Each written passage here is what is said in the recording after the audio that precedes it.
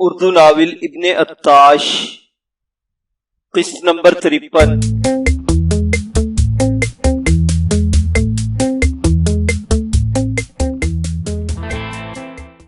رئیسہ محل نادرہ کی پلکیں تھر تھر آئی تو اس کے پہلو میں بیٹھا لائتس کا دل خوشی سے بلیوں اچھلنے لگا۔ اس کی باچھیں کھل اٹھی اور اس نے تیزی سے ہلدی کی طرح پی لی، اپنی پیاری محسن کا ہاتھ تھام لیا۔ کچھ دیر بعد نادرہ کے پپوٹوں تلے اس کے دیدے حرکت کرنے لگے تو لائتس کا دل تیزی سے دھڑکنے لگا۔ وہ جانتا تھا کہ ابھی نادرہ آنکھ کھولے گی تو اسے اپنے سامنے پا کر کتنی خوش ہوگی۔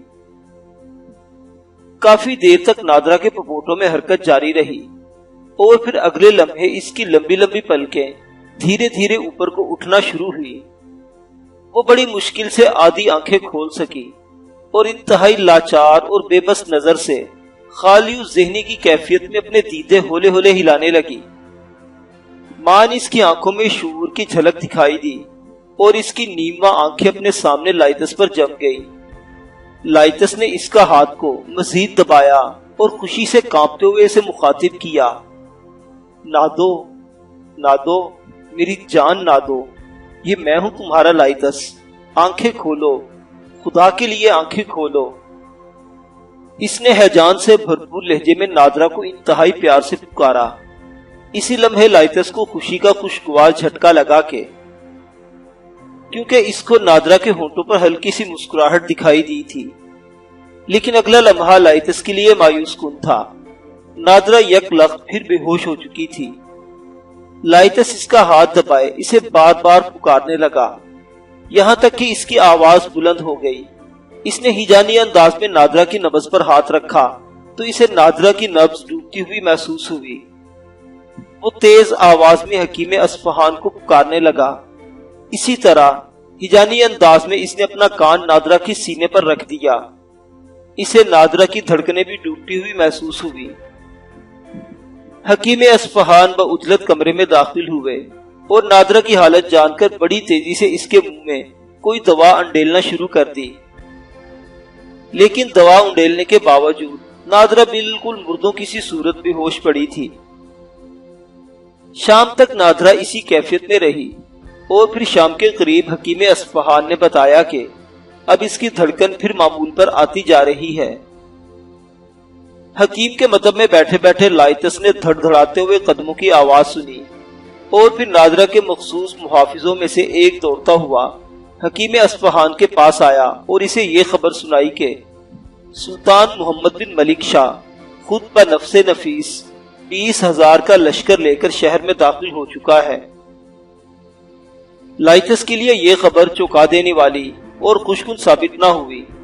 وہ نادرہ کے پہلو میں بدستور اسی طرح بیٹھا، اس کے نازک زرد ہاتھوں کو بار بار ہونٹوں سے چھو رہا تھا، جن سے گویا نادرہ کے بدن کا لہو نچڑ گیا تھا۔ اسی رات مشہور مسلمان مورخ راوندی نے اپنے کتاب میں مندرجہ ذیل عبارت تحریر کی۔ سرائے والوں کو شبہ ہوا کہ گڑیا اس راز سے واقف ہو گئی، اسے اندر لے جانا چاہا لیکن وہ بھاگ کھڑا ہوئی اور اہل محلہ کو اس عجیب صورتحال سے آگاہ کر دیا۔ لوگ اس سرائے پر ٹوٹ پڑے اور کود پھاند کر سرائے میں داخل ہو گئے۔ یہاں جستجو کرنے کے بعد انہیں سرد خانے نظر آئے جہاں 500 افراد مرے پڑے تھے۔ بعض لوگوں کو میخیں گاڑ کر دروازے سے لٹکایا گیا تھا، 2-3 سسک رہے تھے۔ اس وحشت انگیز خبر سے اصفہان بھر میں غوغا بلند ہوا۔ لوگوں نے علوی مدنی، اس کی بیوی اور اس کے ساتھیوں کو سرے بازار آگ لگا کر جلا دیا۔ تو آئیے ناظرین بڑھتے ہیں ابن عطاش کے انجام کی طرف۔ آج سلطانی افواج کو قلعہ دزکو کا محاصرہ کیے 16واں دن تھا۔ ابن عطاش کی حقیقت سب پر کھل چکی تھی اور سلطان کو معلوم تھا کہ اصفہان کے باطنوں کا سرغنہ علوی مدنی نہیں بلکہ ابن عطاش ہی تھا۔ وہ لوگ جو ابن عطاش کو نیک مسلمان سمجھتے تھے اب شرمندہ تھے۔ گزشتہ 17 دنوں سے 20 مرتبہ قلعہ فتح کرنے کی کوشش کی گئی، لیکن ہر مرتبہ سلطانی سپاہیوں کو آتشی تیروں سے جان بچا کر واپس بھاگنا پڑا۔ یہ قلعہ پہاڑی کی چوٹی پر تھا اور سلطانی افواج چاروں طرف سے زمین پر تھی۔ اس عرصہ میں ابن عطاش اپنے دوسرے قلعوں سے ایک مرتبہ پھر سلطانی افواج پر شب خون نہ مار سکا، کیونکہ سلطان نے تدبیر ہی ایسی کی تھی کہ جس کی وجہ سے ابن عطاش اس طرح کا کوئی اقدام نہ کر سکا۔ دراصل سلطان نے ابن عطاش کے تینوں نزدیکی قلعوں کا محاصرہ کرنے کے لیے 5,000 5,000 کے الگ الگ لشکر بھیج دیے تھے۔ سلطان کو اس بات کا احساس تھا کہ ابن عطاش کے جانثار دوسرے قلعوں سے آ کر شب خون مار سکتے ہیں۔ 16 دن گزرنے کے بعد ہی حالات ویسے کے ویسے ہی تھے۔ دراصل قلعہ دزکو کے محصور باطنی آخری دم تک لڑنے کا فیصلہ کر چکے تھے۔ یہی وجہ تھی کہ جو ہی سلطانی سپاہ قلعے کی جانب چڑھنا شروع کرتی، ابن عطاش کے جانثار قلعے کی فصیل سے ان پر آتش و آہن اور جلتے ہوئے تیل کی ایسی بارش برساتے کہ سلطانی سپاہی چند لمحے بھی اس کے مقابلے میں نہ ٹھہر سکتے۔ جو ہی سپاہی قلعے سے نیچے اترتے، محصور باطنی اپنے حملوں کو روک دیتے۔ باطنیوں کا نقصان ابھی تک کچھ ایسا نہ ہوا تھا، اس کے برعکس سلطانی افواج بھاری نقصان اٹھا رہی تھی۔ ہر حملے اور ہر تعارض میں 10-12 سپاہی شہید ہو جاتے اور 20 کی تعداد زخمی۔ ابن عطاش قلعے میں سلطان کی حالت اور بے بسی دیکھ کر خوش ہوتا رہتا تھا۔ اس کا یہی خیال تھا کہ بالآخر سلطان ناکام ہو کر پلٹ جائے گا۔ سلطانی افواج کو ایک بڑی سہولت تھی، ان کے عقب میں اصفہان کا عظیم الشان شہر تھا۔ دن بھر شہر کے لوگ اپنے کام کاج چھوڑ کر باہر نکل آتے اور سلطانی افواج کی یلغار اور پسپائیوں کا منظر دیکھتے۔ ہزاروں کی تعداد میں عورتیں اور مرد ہر روز اس عجیب جنگ کا نظارہ دیکھنے آتے تھے۔ 16واں دن گزرا اور کیفیت وہی رہی تو غروب آفتاب سے پہلے سلطان نے اپنے محکمہ خفیہ کے سربراہ لائتس کو بھلوا بھیجا۔ لائتس تینوں قلعوں کے درمیان دن بھر اپنا گھوڑا دوڑاتا رہتا۔ وہ جنگ میں شریک تو تھا، لیکن اس کی ذمہ داریاں مختلف تھی۔ اس کے ذمہ قلعوں کے اندرونی حالت معلوم کرنے کا کام تھا، جو ایک طرح سے ناممکن دکھائی دیتا تھا، لیکن پھر بھی ان 16 دنوں میں لائتس کی کارکردگی سراہے جانے کے قابل تھی۔ سلطان نے بلوایا تو تقریباً نصف گھنٹے بعد لائتس سلطان محمد بن ملک شاہ کے خیمے میں حاضر تھا۔ سلطان نے مسکراتے ہوئے لائتس کا استقبال کیا اور پھر کہنے لگے، لائتس احمد، آج ہمیں ابن عطاش کا محاصرہ کیے 16 دن ہونے کو آئے ہیں۔ اس عرصہ میں ہمارے 114 سپاہی شہید ہو چکے ہیں۔ تینوں قلعوں پر حملوں کی شہداء کی تعداد مجموعی طور پر 300 سے زیادہ ہے اور 1000 کے قریب زخمی ہوئے ہیں۔ اس صورتحال سے ہم بہت پریشان ہیں۔ ہم کسی قیمت پر یہ جنگ ہارنا نہیں چاہتے، لیکن ہم زیادہ عرصہ یہاں مصروف پیکار رہے تو ہمیں یقین ہے کہ روم کا عیسائی بادشاہ قسطنطین اپنی ریشہ دوانیوں کا سلسلہ پھر سے شروع کر دے گا۔ تم جانتے ہو کہ سلطنت کے ان حالات میں ہم عیسائیوں کا حملہ برداشت کرنے کے اہل نہیں۔ میں چاہتا ہوں کہ تم اپنی خصوصی صلاحیتوں کو استعمال کر کے کسی طرح ابن عطاش کے قلعے میں داخل ہو کر ہماری سپاہ کے لیے قلعے کا دروازہ کھول دو۔ بے شک یہ ایک بے حد مشکل کام ہے، اس میں تمہاری جان جانے کے 99% امکانات ہیں، لیکن پھر بھی میں تم سے سلطان بن کر نہیں، ایک عاجز مسلمان بن کر یہ درخواست کروں گا کہ تم ایسا کوئی طریقہ اختیار کر کے اس جنگ کو مزید طول دینے سے بچاؤ۔ سلطان کا لہجہ اور بات کرنے کا انداز کچھ ایسا تھا کہ لائتس بلا وجہ پانی پانی ہو گیا۔ اسے سلطان کے انداز گفتگو سے ندامت سی محسوس ہوئی اور اس نے ایک عزم صمیم کے ساتھ سلطان کو جواب دیا، سلطان معظم، آپ اولو الامر ہیں، آپ کا حکم بجا لانا خادم پر واجب ہے۔ آپ درخواست نہ کریں، مجھے حکم دے۔ میں خود گزشتہ 2-3 دن سے یہی سوچ رہا تھا، حتیٰ کہ میں نے دل ہی دل میں آج رات قلعہ دزکو میں داخل ہونے کا فیصلہ کیا تھا۔ دراصل قلعہ دزکو کا وہ راستہ جہاں سے میں فرار ہوا تھا پوری طرح میرا دیکھا بھالا ہے۔ میں آج رات ہی قلعہ دزکو میں داخل ہونے کا ارادہ رکھتا ہوں۔ سلطان کے چہرے پر حیرت اور خوشی کے ملے جلے جذبات دکھائی دیے۔ اس نے پرمسرت لہجے میں کہا، مرحبا، ہمیں تم سے یہی امید تھی، لیکن ایک بات کا دھیان رہے، قلعے کی فصیل پر موجود باطنی سپاہی ایک لمحے کے لیے بھی غافل نہیں ہوتے۔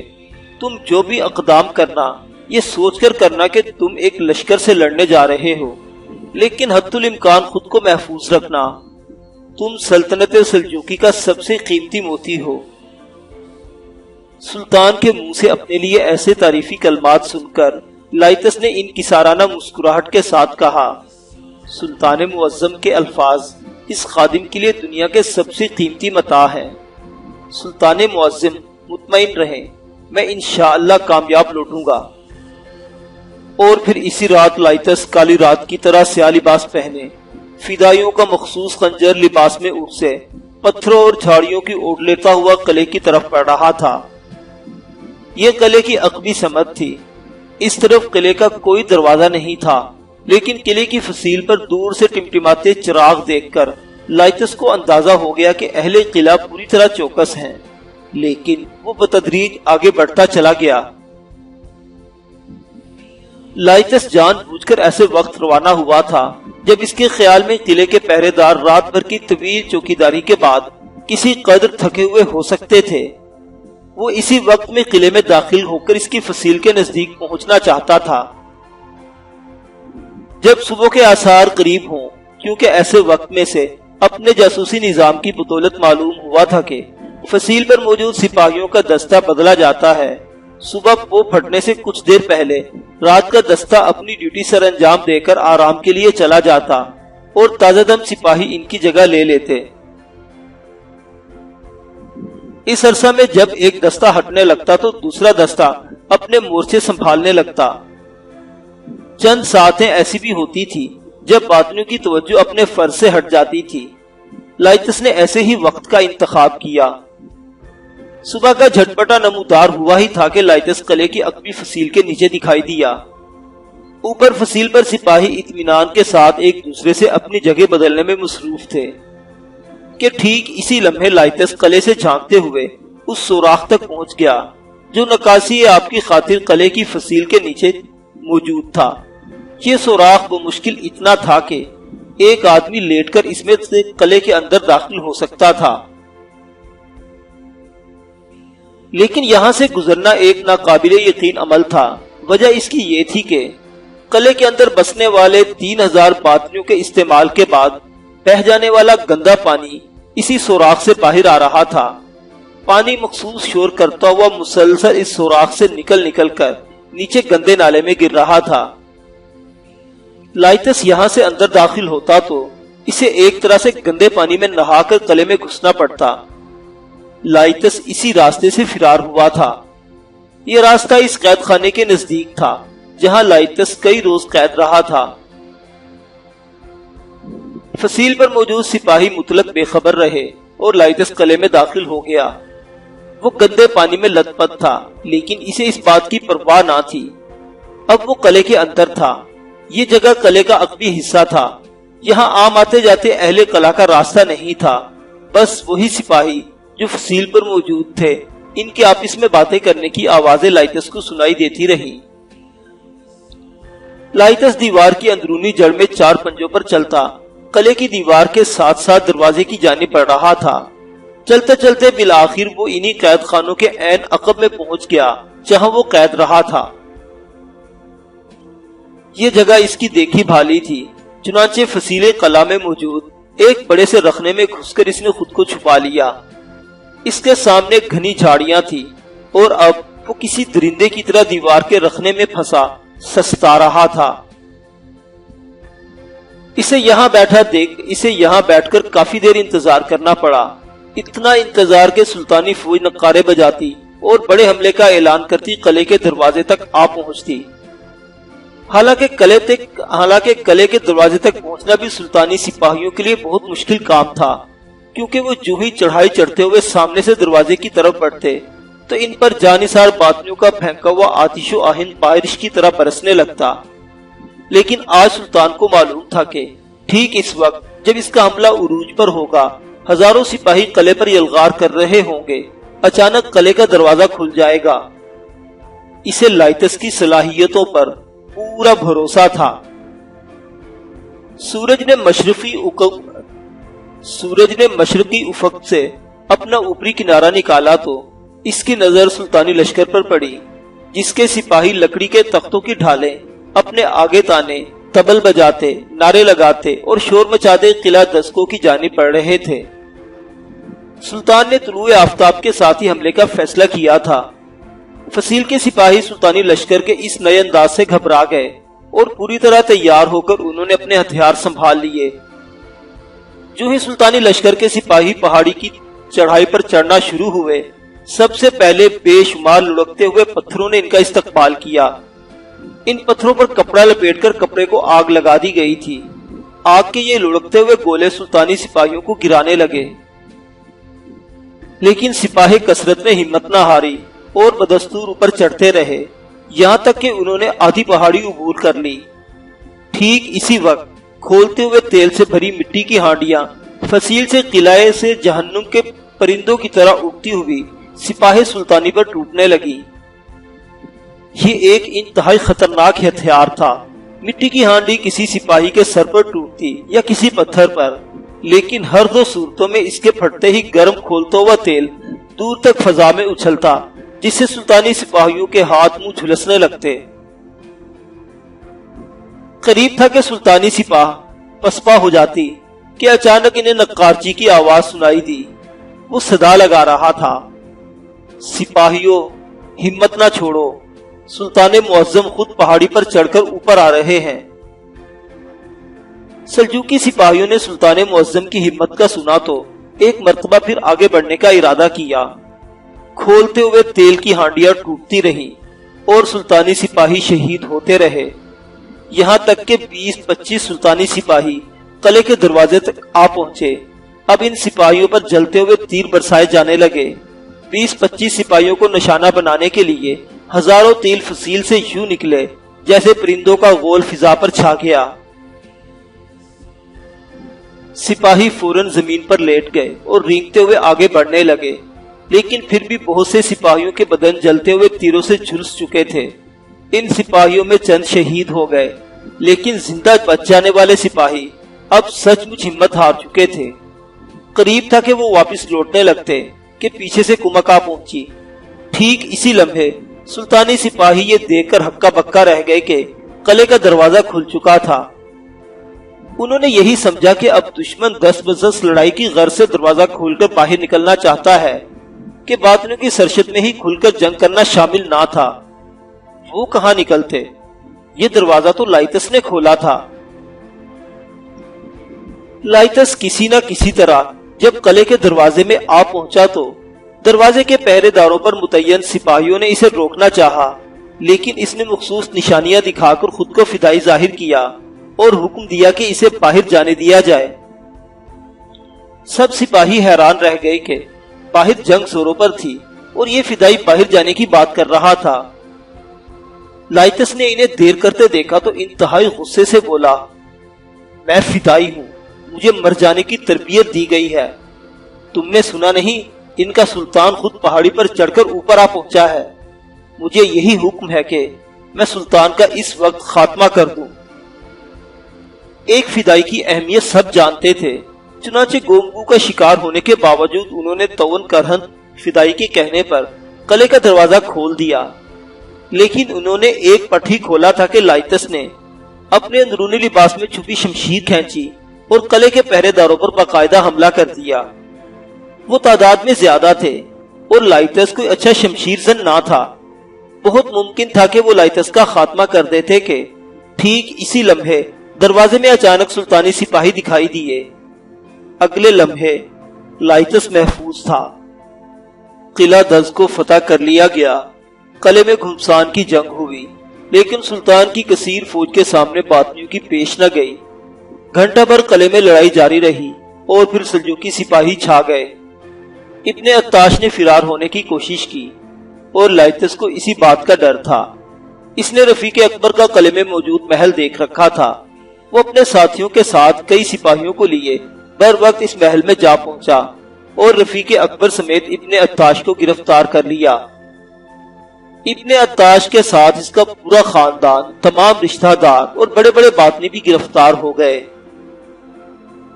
شہر کے لوگ دور کھڑے سلطان کی فتح کا نظارہ دیکھ رہے تھے۔ ان کے چہرے اتنے پرجوش تھے کہ خون ٹپکتا محسوس ہوتا تھا۔ آن کی آن میں شہر کے بچے بچے کو یہ خبر ہو گئی کہ قلعہ دز کو فتح کر لیا گیا ہے۔ لوگ جوک در جوک باہر کی طرف دوڑے اور پہاڑی کے نیچے کھلے میدان میں مرد و زن کے ٹھٹ لگ گئے۔ آج پورا اصفہان باہر نکل آیا تھا۔ ان کے سامنے باطنیوں کا خطرناک قلعہ جل رہا تھا۔ بہت سے جوشیلے نوجوان مرد اور عورتیں بھاگتے ہوئے پہاڑی پر چڑھنے لگے۔ گزشتہ 6 ماہ کے دوران جن خاندانوں کے بعض لوگ باطنیوں کی سفاکیت کا نشانہ بنے تھے، آج وہ خاندان پیش تھے، لیکن سلطانی احکامات بہت سخت تھے۔ سلجوقی سپاہیوں نے آج اصفہانیوں کو بلوا کرنے سے سختی سے روک دیا اور حکم دیا کہ مجرموں کو سلطان معظم خود سزا دیں گے اور یہ فیصلہ آج ہی سنایا جائے گا، لہٰذا سب لوگ یہاں سے واپس چلے جائیں اور بازار کے چوراہے میں سلطان معظم کی کچہری میں شامل ہوں۔ لیکن اصفہانیوں میں سے کوئی بھی واپس نہ گیا، البتہ سب لوگ شہر کے سامنے جگہ جگہ دو رویا کھڑے ہو گئے۔ عورتوں نے پھولوں کے ہار ہاتھوں میں اٹھا رکھے تھے، وہ سلجوقی سپاہیوں کو پہنانا چاہتی تھی۔ پھولوں کی پتیوں کے ٹوکرے بڑے بوڑھیوں کے سر پر تھے جو سلطان کے گھوڑوں پر پتیوں کی بارش کرنا چاہتی تھی۔ آج اصفہان کا بچہ بچہ اپنے دشمنوں کا انجام دیکھنے کے لیے یہاں جمع ہو گیا تھا۔ کچھ دیر بعد بگل بجنے کی آواز سنائی دی۔ سب شہریوں کی نگاہیں قلعے کی جانب اٹھ گئی۔ قلعے کے دروازے سے سلطانی سواری باہر آ رہی تھی۔ سلطان کے عقب میں ان قیدیوں کی قطار پابائے زنجیر سر جھکائے چل رہی تھی جنہیں قلعے سے گرفتار کر لیا گیا تھا۔ سب سے آگے ابن عطاش اور اس کے قریبی ساتھی تھے، وہ سپاہی جو ابن عطاش کے ارد گرد اس کو بلوے سے بچانے کے لیے چلے آ رہے تھے۔ لائتس بھی ان میں شامل تھا۔ یہ بڑا قابل دید منظر تھا۔ چلتے چلتے لائتس ابن عطاش کے بالکل نزدیک آ گیا۔ ابن عطاش نے سر گھما کر دیکھا تو لائتس کو دیکھتے ہی وہ خون کے گھونٹ پی کر رہ گیا۔ لائتس نے مسکراتے ہوئے اس سے کہا، ابن عطاش، کبھی اس انجام کے بارے میں بھی سوچا تھا تم نے؟ لیکن ابن عطاش نے کوئی جواب نہ دیا۔ اب اہل اصفہان خوشی سے ناچ رہے تھے۔ سلجوقی سپاہی فخر سے سینہ تانے آگے آگے چل رہے تھے۔ اصفہانی شہری سڑکوں پر دو رویا کھڑے قطاریں بنائے سلطانی فوج کے راستے میں موجود تھے۔ بڈیاں پھول پھینک رہی تھی اور جوشیلے مرد رقص کر رہے تھے۔ آج ان کے شہر سے بلاؤں کا سایہ ٹل گیا تھا۔ سب مجرم پکڑے گئے تھے۔ آج یوم انقلاب تھا۔ مجرموں کی لمبی قطار سڑک پر سر جھکائے چوراہے کی جانب بڑھ رہی تھی، جہاں کچھ دیر بعد سلطان خود کچہری میں مجرموں کو سزا دینے والا تھا۔ یہ جلوس خوشیوں کے شادیانے بجاتا شہر کے بیچوں بیچ سے گزرنے لگا۔ اسی دوران ایک انوکھا واقعہ پیش آیا۔ جو ہی ابن عطاش سب قیدیوں سے آگے آگے چلتا ہوا بازار میں موجود اپنی دکان کے سامنے سے گزرنے لگا تو اس کی نگاہ بے اختیار اپنی دکان کی جانب اٹھ گئی۔ اسی لمحے ایک خستہ حال نوجوان عوام کی بھیڑ میں سے نکلا اور کسی پاگل دیوانے کے سے انداز میں دوڑتا ہوا ابن عطاش پر حملہ آور ہو گیا۔ وہ نوجوان غصے کی شدت سے جنونی ہو چکا تھا۔ اس کے منہ سے مغلظات کا طوفان امٹ پڑا اور اس نے اپنے ہاتھ میں خنجر تھامے ابن عطاش پر پے در پہ وار کرنا شروع کر دیے۔ اس سے پہلے کہ لائتس ابن عطاش کو بچانے کے لیے اس نوجوان کو روکتا، اس نوجوان نے ابن عطاش کو بری طرح زخمی کر دیا۔ لیکن ٹھیک اسی لمحے جب وہ اس نوجوان کو روکنے کے لیے آگے بڑھا تو وہ یہ دیکھ کر ششدر رہ گیا کہ حملہ آور نوجوان نعیم بن سفیان تھا۔ لائتس نے سلجوقی سپاہیوں کو اجنبی نوجوان پر حملہ کرنے سے بآواز بلند روک دیا جو اس نوجوان پر اپنی تلوار کی زد میں لینے والے تھے۔ لائتس دیوانہ وار آگے بڑھا اور نعیم کو دونوں بازوؤں میں پکڑ پکڑ کر آوازیں دینے لگا، نعیم، نعیم، ہوش میں آؤ، نعیم، ہوش میں آؤ، میں لائتس ہوں۔ لیکن نعیم اس کے قابو میں نہ آ رہا تھا۔ جب لائتس کے کہنے پر سلطان کے سپاہیوں نے نعیم کو دونوں ہاتھوں سے مضبوطی کے ساتھ تھام لیا تو ٹھیک اس وقت نعیم گلا پھاڑ پھاڑ کر اور چیخ چیخ کر کچھ کہنے لگا۔ سلطانی سواری رک گئی اور سلطان بن ملک محمد شاہ نے اپنی پیشانی پر شکنے ڈال کر پیچھے مڑتے ہوئے دیکھا۔ نعیم ایک ہی بار کہہ رہا تھا، میں اسے نہیں چھوڑوں گا، اس نے میری سعدیہ کو مار دیا ہے، میں باطنیوں کو نہیں چھوڑوں گا، انہوں نے میری سعدیہ کو مار دیا، میں کسی کو نہیں چھوڑوں گا، مجھے چھوڑ دو، مجھے اس کی جان لینے دو، میں اس کی جان لے کر کہوں گا، تم مجھے چھوڑتے کیوں نہیں، تم مجھے مار دو، میں اپنی سعدیہ کے بغیر زندہ نہیں رہنا چاہتا۔ شہر کے بڑے چوراہے میں سلطان محمد نے کھلی کچہری لگائی اور تمام مجرموں کو سزائے موت سنا دی۔ سلطان کا فیصلہ سنتے ہی اہلیان شہر جھوم اٹھے اور با آواز بلند نعرے لگانے لگے، سلطان معظم زندہ باد، آل سلجوق زندہ باد۔ کچھ دیر بعد ابن عطاش سمیت تمام مجرموں کی لاشیں سرے بازار لٹک رہی تھی اور شہری ان کے سامنے شور مچاتے، نعرے لگاتے، رقص کرتے اپنی آزادی کا جشن منا رہے تھے۔ اسی رات مشہور مورخ راوندی نے یہ الفاظ لکھے، سلطان محمد نے 10 کو پر حملہ کیا اور تمام باطنیوں کو اسیر کر کے، جن میں احمد بن عطاش بھی تھا، بازاروں میں پھرایا اور بالآخر ان کا قتل عام کروا دیا۔ نادرہ کی منتظر آنکھیں دروازے پر جمی تھی۔ وہ اپنی نادر روزگار خوابگاہ میں بستر پر لیٹی ہراہٹ کو بڑے غور سے سن رہی تھی۔ اسے سب خبریں مل چکی تھی، شہر میں ہونے والے ہنگامے کی آوازیں بھی وہ کافی دیر سے سن رہی تھی۔ اس کی خاص خادمائیں ذرا ذرا اسی خبر لیے بار بار اس کے پار دوڑی چلی آتی اور وہ اسے بتاتی کہ اب وہ ہو رہا ہے، اب یہ ہو رہا ہے، لیکن وہ تو ایک ہی خبر کی منتظر تھی کہ کوئی خادمہ دوڑتی ہوئی آئے اور اسے آ کر یہ کہے، اب تمہارا لائتس آ رہا ہے۔ آج اسے ہوش میں آئے 12واں دن تھا۔ اس دوران لائتس اس سے بار بار مل چکا تھا، لیکن ابھی تک لائتس نے شمامہ اور اپنی شادی کے بارے میں اسے کچھ نہ بتایا تھا۔ لائتس اسے اس حالت میں کوئی ایسی خبر نہ سنانا چاہتا تھا جس سے اس کی بحال ہوتی ہوئی صحت یکدم خراب ہو جائے۔ وہ ابھی بے حد کمزور تھی، اپنے پیروں پر چل کر کہیں آ جا نہ سکتی تھی۔ اس کے زخم ابھی تازہ تھے، لیکن وہ اب پوری طرح خطرے سے باہر تھی۔ حکیم اصفہان دن میں 2 بار صبح و شام اس کی حویلی میں آتے اور اپنے ہاتھوں سے اس کا علاج کرتے۔ لائتس نے اسے مقدس منکا ملنے کی کہانی بھی تفصیل سے نہ سنائی تھی، صرف یہی بتایا تھا کہ منکا مل گیا ہے اور اب وہ آزاد ہے۔ وہ بے حد خوش تھی، اسے یوں لگتا تھا جیسے اس کے سارے دکھ، سارے غم، ساری پریشانیاں، سارے دل درد دور ہوں گے۔ لیکن اسے ایک خیال تھا، اپنے بھائی کا خیال۔ وہ چاہتی تھی کہ لائتس کے ساتھ شادی کے بندھن میں بندھنے سے پہلے اس کا بھائی پہنچ آئے۔ شاید خدا نے اس کی سن لی تھی۔ اس کی نگاہیں دروازے پر جمی تھی اور وہ کروٹ کے بل لیٹی تھی۔ اس کا حسین چہرہ ابھی بھی ہلدی کی طرح زرد تھا۔ اس نے بڑے کاری زخم کھائے تھے، لیکن لائتس کے مل جانے کے بعد اسے یوں لگا جیسے اس کے سارے زخم بھر گئے ہوں۔ اور پھر اسے ایک خادمہ دوڑتی ہوئی اپنی طرف آتی دکھائی دی۔ مالکن، مالکن، وہ آ رہے ہیں، وہ لائتس احمد۔ نادرہ تو جیسے پاگل ہو گئی۔ آج روز انقلاب تھا۔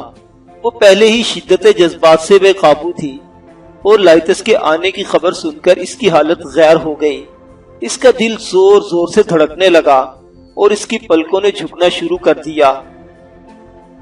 کچھ دیر بعد اسے بھاری قدموں کی آواز سنائی دی، جیسے بہت سے مرد چل رہے ہوں، تو اس کے ماتھے پر بل پڑ گئے۔ اس نے سوچا لائتس شاید فتح کی مبارکباد دینے کے لیے چند لوگوں کے ساتھ آ رہا ہے۔ لائتس واقعی چند لوگوں کے ساتھ آ رہا تھا۔ جو ہی لائتس دروازے کے سامنے آیا تو نادرہ کی آنکھوں میں گلاب کے پھول کھل اٹھے، لیکن اگلے لمحے لائتس کے پہلو میں چلتے ہوئے اپنے بھائی نعیم کو آتے دیکھا تو اسے گویا چکر آ گیا۔ کمزوری کے باعث اس کا دماغ چکرانے لگا۔ کیا وہ سچ مچ نعیم تھا؟ نادرہ کو نعیم کی حالت دیکھ کر بہت خستہ دکھائی دی۔ وہ تڑپ کر اٹھی اور اٹھ کر بیٹھنا چاہا، لیکن اسی وقت اس کے پیٹ کے زخم کا ٹانکا پھٹ گیا۔ ایک بلند کراہ کے ساتھ وہ دوبارہ لیٹ گئی۔ لائتس اور نعیم دوڑتے ہوئے اس کے پاس پہنچے اور نعیم آگے بڑھ کر اپنی آپی کے سینے سے جا لگا۔ نادرہ رو رہی تھی۔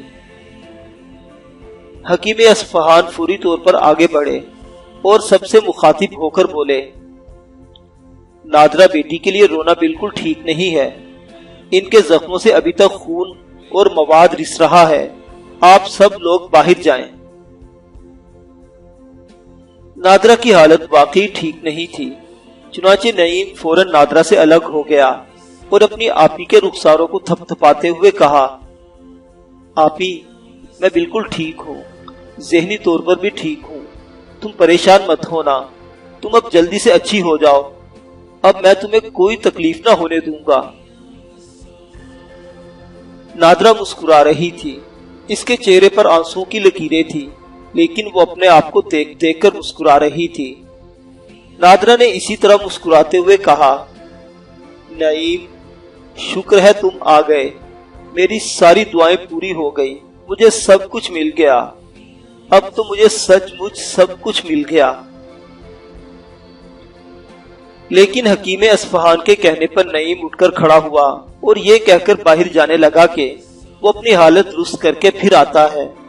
سب لوگ جو کمرے میں موجود تھے باہر جانے لگے تو حکیم اصفہان نے لائتس کو پیچھے سے آواز دے کر روک لیا اور کہا، لائتس بیٹا، گھبرانے کی کوئی بات نہیں، نادرہ اب خطرے سے باہر ہے، میرے خیال میں ابھی ابھی اس کے پیٹ کا کوئی چھوٹا سا ٹانکا ہے، تم تھوڑی دیر اس کے ساتھ بیٹھو، میں کچھ سامان لے کر آتا ہوں، اس وقت میرے ماتحت طبیبوں میں سے کوئی یہاں نہیں، تم ٹھہرنا، مجھے تمہاری مدد کی ضرورت پڑے گی۔ لائتس رک گیا اور حکیم اصفہان نہ جانے کیوں زیر لب مسکراتے ہوئے کمرے سے چل دیے۔ اب کمرے میں لائتس تھا اور بستر پر لیٹی نادرہ، رئیسہ محل نادرہ بیگم۔ ختم شد، تمت بالخیر۔